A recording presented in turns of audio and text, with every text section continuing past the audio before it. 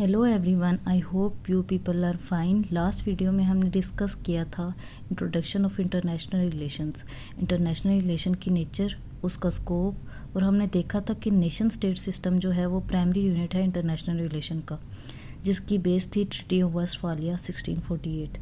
फिर international society की evolution हुई थी और साथ ही इंटरनेशनल ऑर्गेनाइजेशन की फॉर्मेशन से मॉडर्न नेशन स्टेट वजूद में आई थी। इंटरनेशनल रिलेशन में ग्लोबल चैलेंजेस और हिस्टोरिकल इवेंट्स को समझने के लिए इंटरनेशनल रिलेशन की थ्योरीज बहुत सिग्निफिकेंट है। तो आइए डिस्कस करते हैं theories and approaches of international relation. International relation को मुख्तलिफ थ्योरेटिकल लेंसेज से देखा जाता है। हर लेंस यानी कि हर थ्योरी का अपना पर्सपेक्टिव है कि कैसे स्टेट्स और नॉन स्टेट एक्टर्स इंटरेक्ट करते हैं ग्लोबल सिस्टम में। जो एवोल्यूशन हुई है इंटरनेशनल रिलेशन की थ्योरीज़ की, उसको ब्रॉडली 3 अप्रोचेस में कैटेगराइज करते हैं, जिसमें पहली अप्रोच है क्लासिकल अप्रोच। क्लासिकल अप्रोच है जिसे हम आज की वीडियो में डिस्कस करेंगे। दूसरी साइंटिफिक अप्रोच है और तीसरी मॉडर्न अप्रोचेस हैं।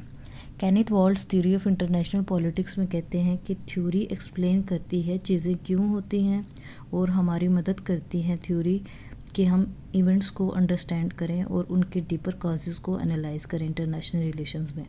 अब हम देखते हैं क्लासिकल अप्रोचेस को। क्लासिकल अप्रोचेस में रियलिज्म और आइडियलिज्म, ये 2 थ्योरीज आ जाती हैं। सबसे पहले हम देखते हैं रियलिज्म को, जिसे हम द पॉलिटिक्स ऑफ पावर भी कहते हैं। रियलिज्म सबसे पुरानी और इन्फ्लुएंशियल थ्योरी है इंटरनेशनल रिलेशंस में। ये थ्योरी कहती है कि इंटरनेशनल रिलेशंस और इंटरनेशनल पॉलिटिक्स एक स्ट्रगल है पावर के लिए सेल्फ इंटरेस्टेड स्टेट्स में, इस अनार्किक यानी कि लॉलेस वर्ल्ड में। हेंस मॉर्गेंथो रियलिज्म को कहते हैं कि ये जो स्ट्रगल है पावर के लिए, ये एक यूनिवर्सल फिनोमेना है।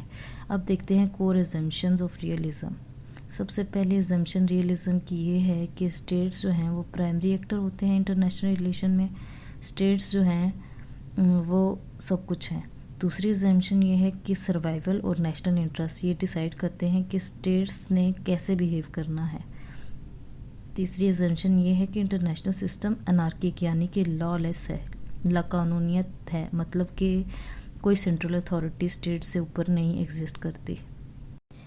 रियलिज्म की चौथी एजम्पशन ये कहती है कि पावर, जिसमें स्टेट्स की मिलिट्री पावर, इकोनॉमिक पावर और डिप्लोमेटिक पावर आती हैं, ये पावर डिटरमिन करती हैं कि स्टेट्स के एक्शंस को किस तरह से स्टेट्स ने एक्शंस करने हैं और किस तरह से बिहेव करना है। रियलिज्म की इस एजम्पशन को समझने के लिए हम एग्जांपल लेते हैं कोल्ड वॉर की, जो 1947 और 1991 के टाइम पीरियड में हुई थी।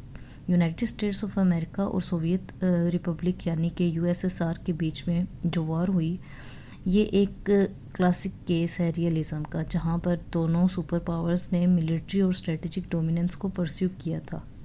क्लासिकल अप्रोचेस की second most significant theory idealism है, जिसे हम लिबरलिज्म भी कहते हैं, यानी कि द पॉलिटिक्स ऑफ कॉपरेशन। जैसे रियलिज्म पॉलिटिक्स ऑफ पावर थी, इसी तरह से आइडियलिज्म जो है वो पॉलिटिक्स ऑफ कॉपरेशन है। आइडियलिज्म या लिबरलिज्म कहती है कि कॉपरेशन, डिप्लोमेसी और इंटरनेशनल ऑर्गेनाइजेशन एक पुरअमन दुनिया का क़याम वजूद में ला सकती हैं। ये थ्योरी वर्ल्ड वार 1 की तबाही के रिस्पॉन्स में वजूद में आई और ये कलेक्टिव सिक्योरिटी और इंटरनेशनल लॉ को प्रोमोट करती है।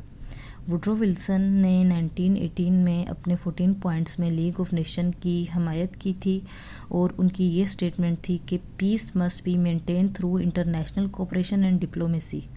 अब देखते हैं कोर एजम्पशंस आइडियलिज्म की। सबसे पहली एजम्पशन आइडियलिज्म की ये है कि ह्यूमन नेचर जो है वो बुनियादी तौर पर अच्छी है और आलमी इदारे, मतलब कि इंटरनेशनल इंस्टीट्यूट्स की मदद से कॉन्फ्लिक्ट्स को अवॉइड किया जा सकता है। दूसरी एजम्पशन ये है कि इंटरनेशनल ऑर्गेनाइजेशन जैसे कि United Nations, World Trade Organisation, International Criminal Court, ICC, ये सारी ऑर्गेनाइजेशन जो हैं वो प्रमोट करती हैं पीस और कोऑपरेशन को। तीसरी एजम्पशन जो है आइडियलिज्म या लिबरलिज्म की, वो ये है कि जो इकोनॉमिक इंटरडिपेंडेंस है वो कम करती है वार के चांसेस को। आइडियलिज्म की अजम्पशंस को समझने के लिए हम एग्जांपल लेते हैं यूनाइटेड नेशंस की, जो 1945 में बनी थी 1945 में बनी थी। ये बेस करती है idealist principle of collective security पे। आइडियलिज्म के अजम्पशंस को समझने के लिए हम एग्जांपल लेते हैं यूनाइटेड नेशंस की, जो 1945 में बनी थी। ये बेस करती है idealist principle of collective security पे और इसका मकसद डिप्लोमेटिक रेजोल्यूशन ऑफ कॉन्फ्लिक्ट्स है। जॉन बेलिस कहते हैं इंटरनेशनल रिलेशंस में सिर्फ पावर स्ट्रगल नहीं है, बल्कि कोऑपरेशन और शेयर नॉर्म्स भी ग्लोबल अफेयर्स को शेप करती हैं। ये दोनों थ्योरीज यानी कि रियलिज्म और आइडियलिज्म, जिसे लिबरलिज्म भी कहते हैं, ये इंटरनेशनल रिलेशन की क्लासिकल अप्रोचेस है। उम्मीद करती हूँ आपको क्लासिकल अप्रोचेस की बेसिक अंडरस्टैंडिंग हो गई होगी। अपनी नेक्स्ट वीडियो में हम scientific revolution in international relation को डिस्कस करेंगे, जिसमें बिहेवियरल अप्रोच और सिस्टम अप्रोच आती हैं। Thank you.